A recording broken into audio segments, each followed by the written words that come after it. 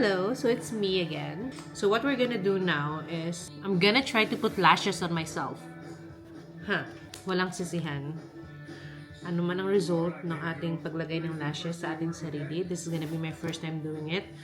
Kung ano man ang result, tatanggapin natin, tatanggapin yung lahat, at walang magja-judge, walang magko-comment ng pangit, kasi masama yon. Before I do anything, I'm gonna finish my snack first. Peach mango pie. Thank God. Meron na sa Dubai. Kasi, actually matagal na siya sa Dubai, pero alam niyo yun, sobrang favorite ko talaga ang peach mango pie. Sa Pilipinas pa lang, dati. Parang reward na siya sa akin kasi hindi ko siya afford. Sabi ko, hindi ako pwedeng lumagpas ng 100 pesos per day yung gastos ko. Otherwise, wala na pang bayad ng aking bills dati. Pero ngayon, kahit bumili pa ako ng, hoy! Nagmayabang! Kahit bumili pa ako ng dalawa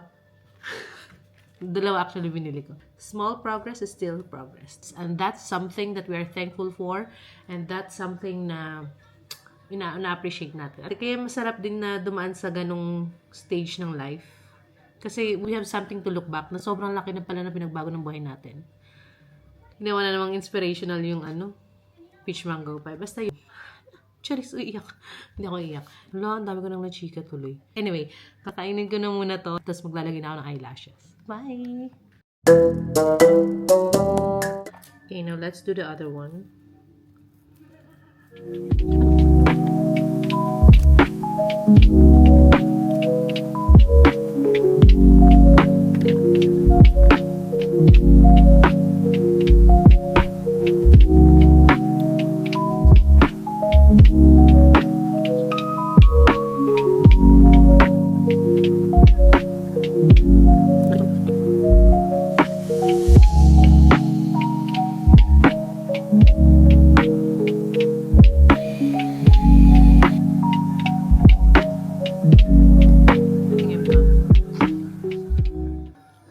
So, ayan, magpipiling maganda na naman tayo kasi may eyelashes na naman tayo. And for the first time, I did this.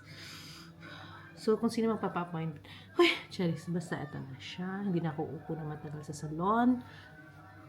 I can do it by myself. Bye!